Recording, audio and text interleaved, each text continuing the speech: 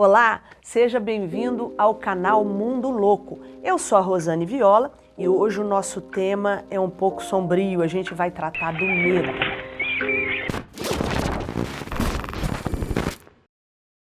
O medo é uma das emoções humanas mais investigadas.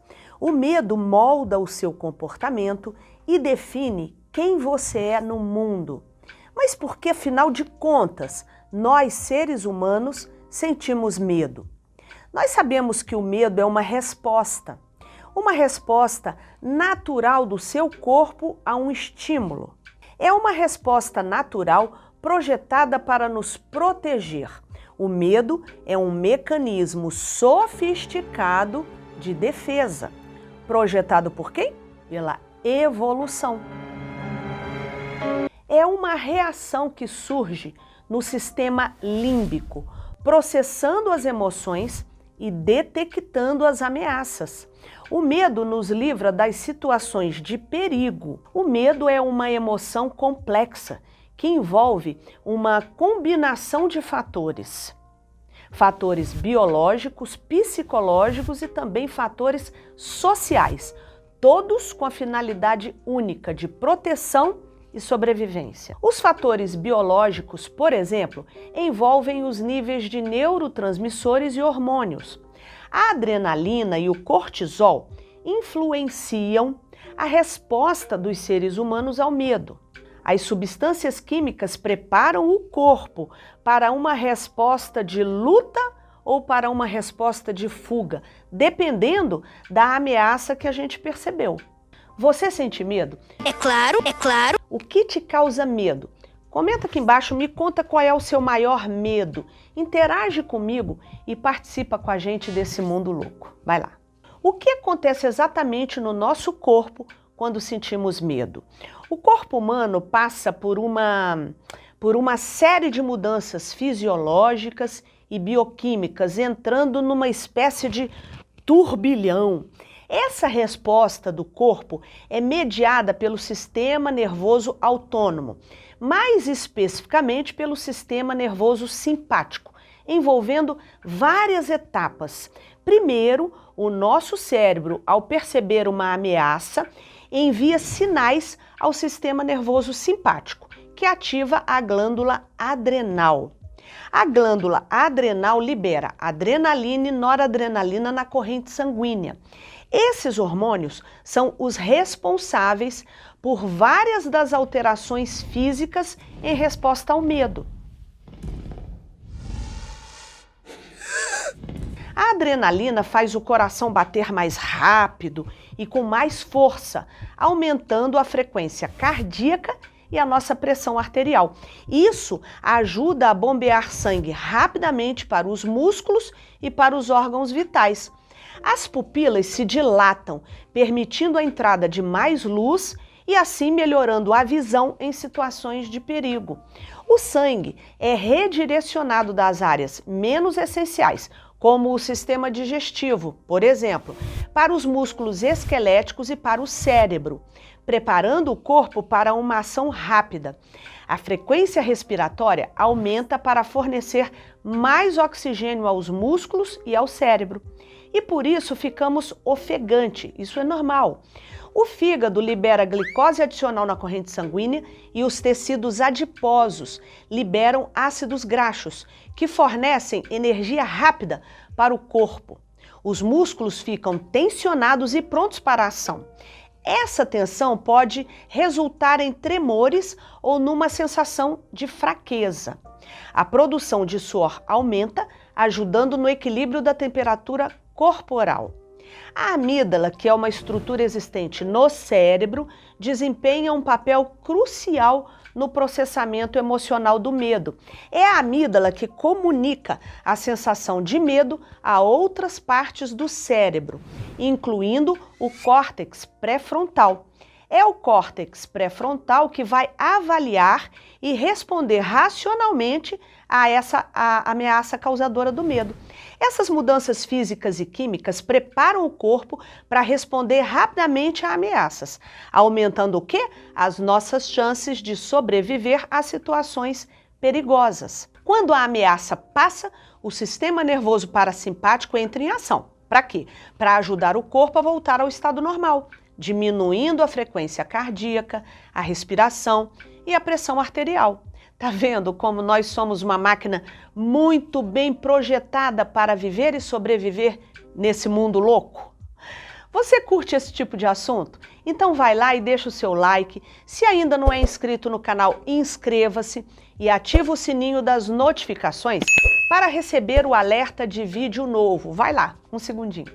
Eu acabei de mostrar para você quais são os impactos, os efeitos do medo no meu organismo. O medo ele tem um impacto significativo, tanto no organismo quanto na mente do ser humano. E esse impacto pode ter efeito temporário em situações de medo agudo ou crônico, em casos de medo prolongado.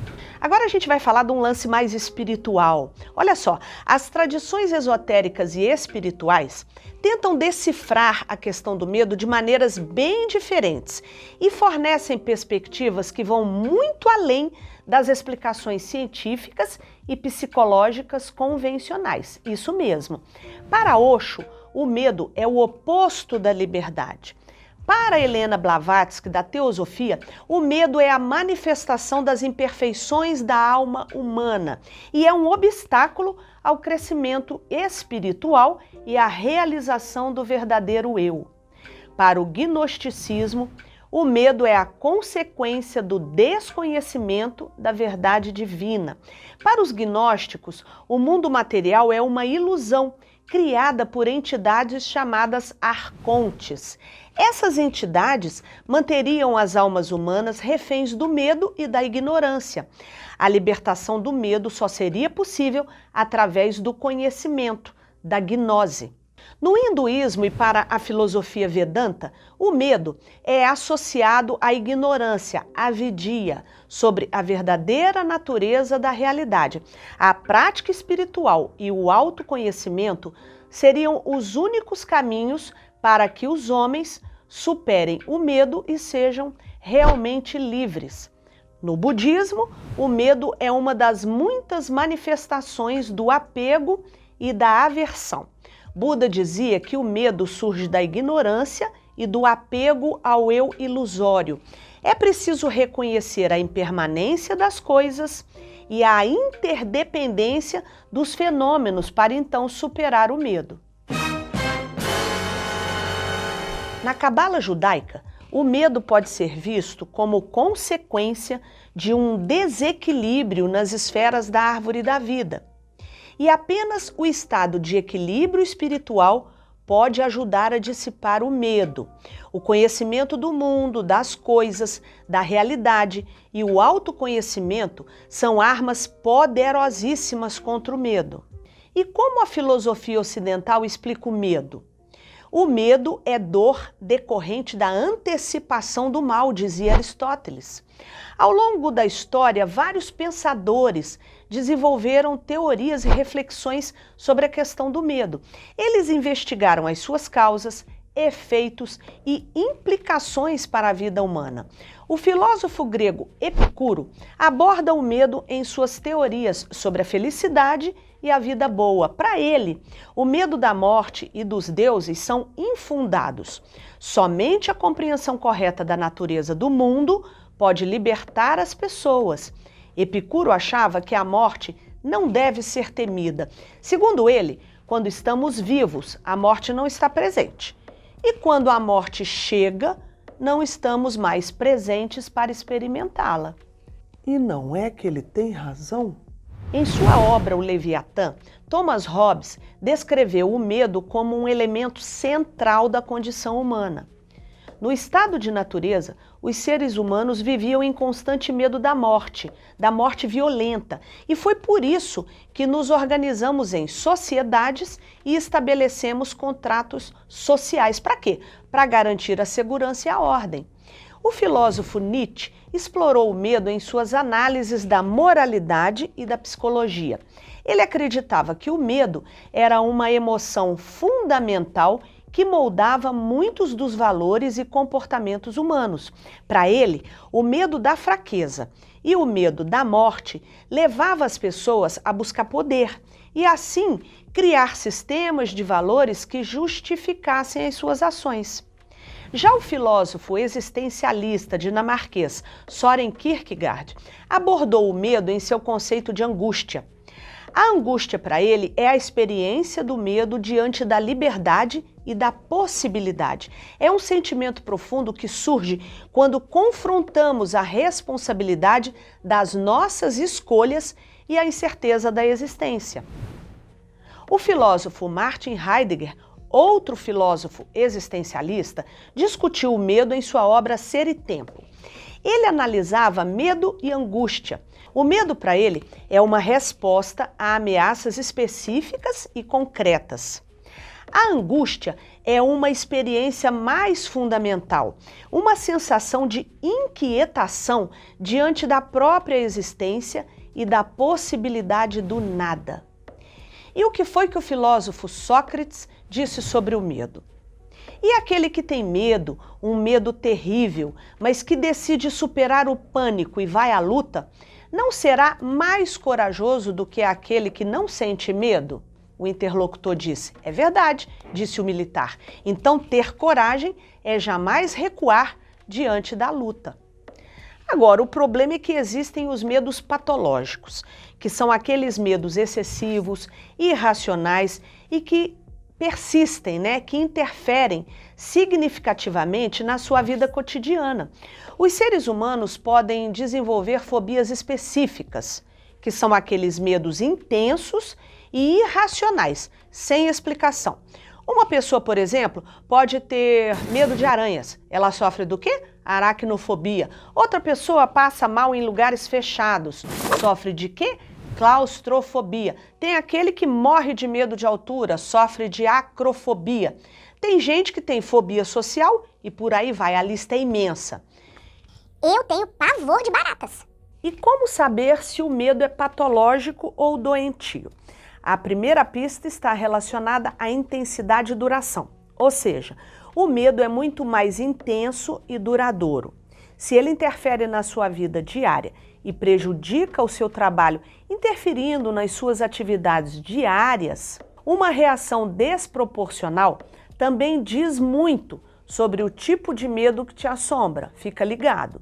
O medo pode ser desencadeado por gatilhos específicos e identificáveis, mas também pode surgir de causas mais sutis ou ocultas.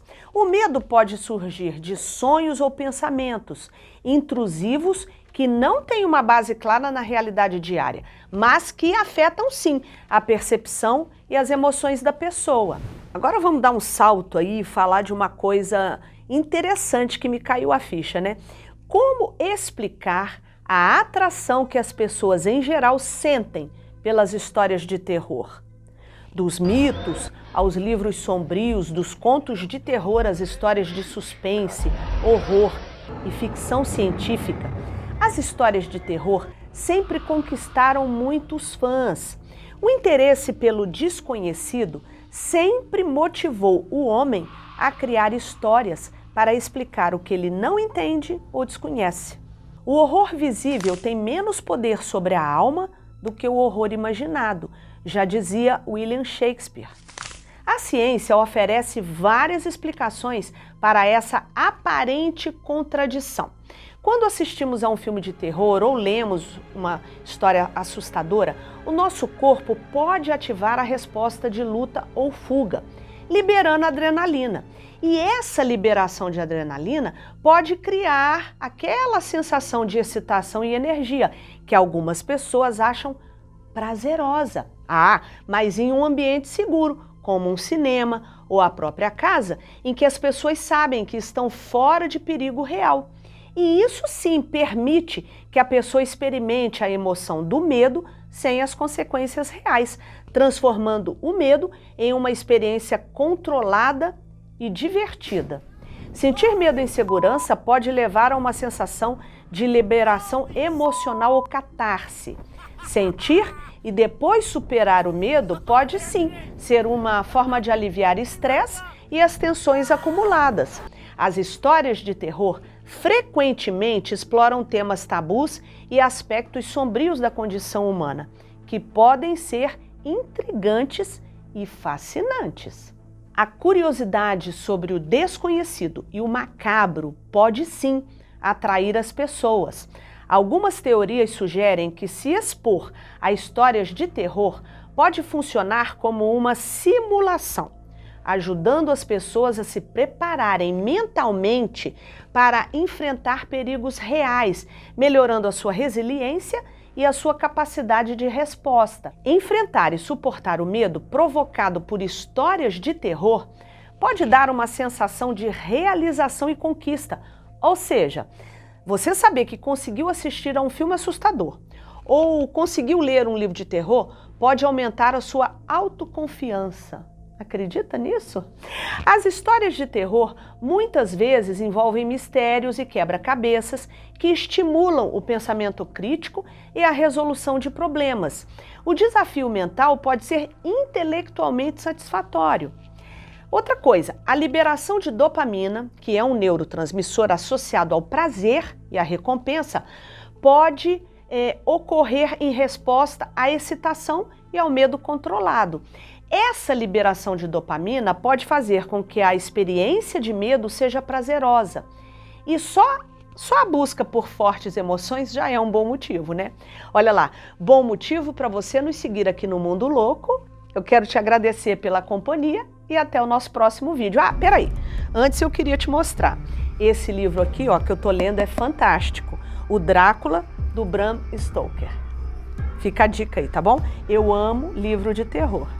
Tchau!